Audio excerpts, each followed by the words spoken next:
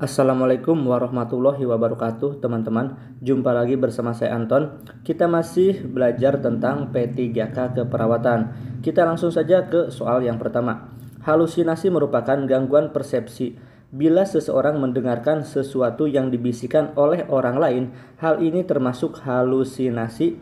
A. Akustik, B. Olfaktori, C. Gestatorik, D. Taktil, atau E. Visual. Kira-kira yang mana teman-teman jawabannya?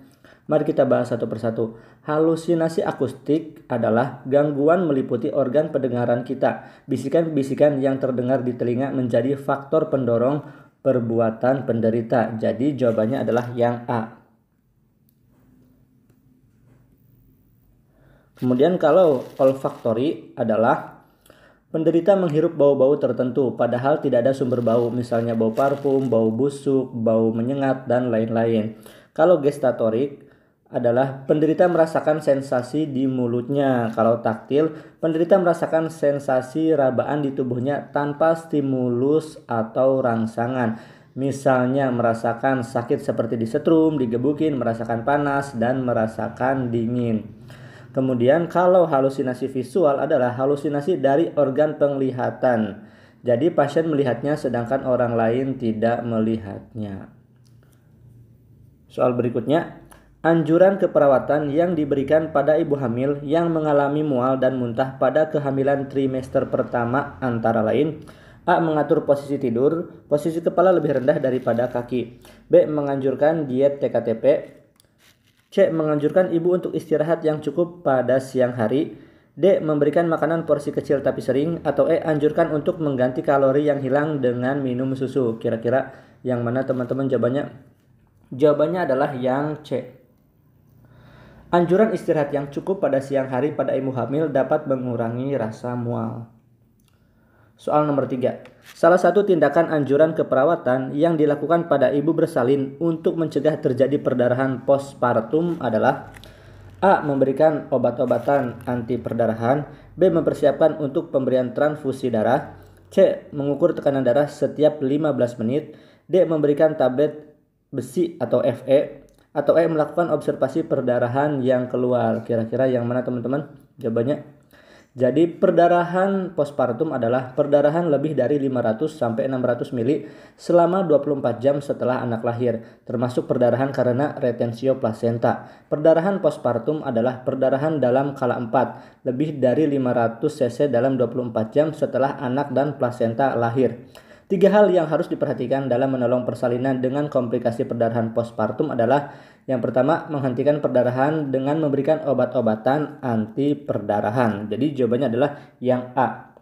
Kemudian berikutnya itu mencegah timbulnya shock, ya, dan berikutnya itu mengganti darah yang hilang.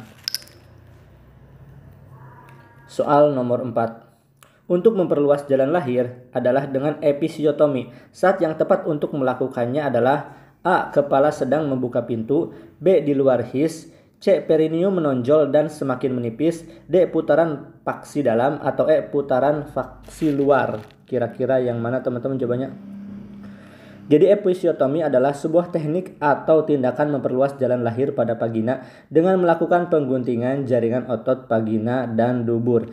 Jaringan kerampang inilah yang disebut dengan perineum. Saat yang tepat untuk melakukannya adalah ketika kepala bayi sedang membuka pintu. Jadi jawabannya adalah yang A.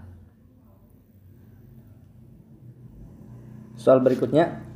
Salah satu tindakan anjuran keperawatan yang dilakukan pada ibu bersalin untuk mencegah terjadinya perdarahan postpartum adalah sepertinya ini sudah dibahas ya pada soal sebelumnya, yaitu soal nomor 3. Jawabannya adalah yang A. Memberikan obat-obatan anti perdarahan. Kita lanjut aja ke soal berikutnya. Ada panggilan untuk menolong orang pingsan. Tindakan pertama adalah: A. Minta konsultasi ke dokter penyakit dalam. B. Melakukan pemeriksaan. C. Melakukan resusitasi. D. Mencari ambulans. Atau E. Merujuk ke ruang ICU. Kira-kira yang mana teman-teman jawabannya? Ya, benar sekali. Jawabannya adalah melakukan pemeriksaan.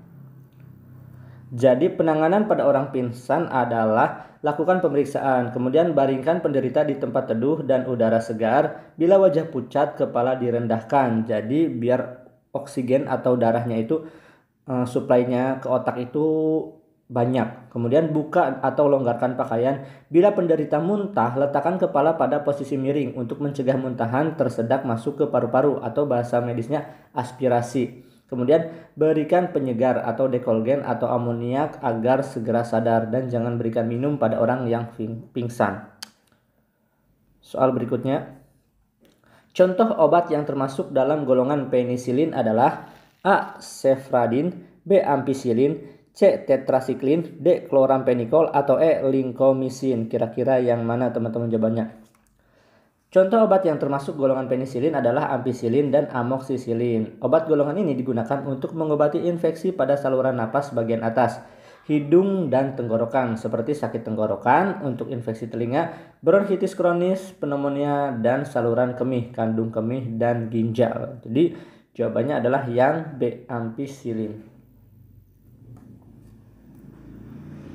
Soal berikutnya, secara umum obat yang efeknya dipengaruhi oleh obat lain disebut A. Obat reseptor, B. Obat agonis, C. Obat antagonis, D. Obat objek, atau E. Obat presipitan. Kira-kira yang mana teman-teman jawabannya?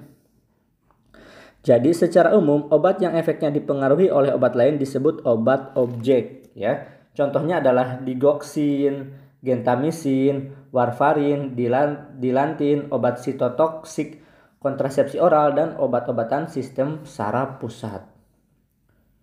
Soal berikutnya, tindakan keperawatan pada klien dengan nyeri luka pasca operasi adalah A. Berikan obat analgesik, B. Teknik relaksasi, C. Posisi miring kiri dan kanan, D. Monitor tanda-tanda vital, atau E. Monitoring perdarahan. Kira-kira yang mana teman-teman jawabannya? Oke.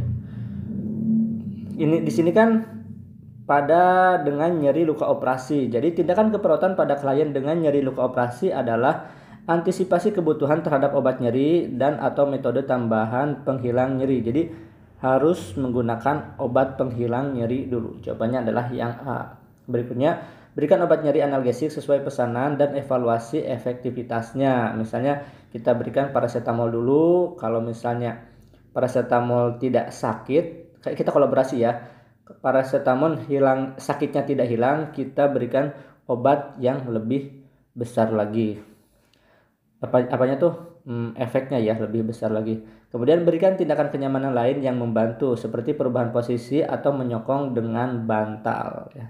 Jadi karena ini sudah nyeri luka operasi, otomatis sudah nyerinya itu skala tinggi ya. Jadi karena ada sayatan gitu, jadi harus diberikan obat analgesik.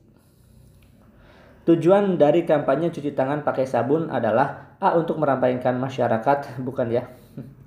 Masa untuk ramai saja.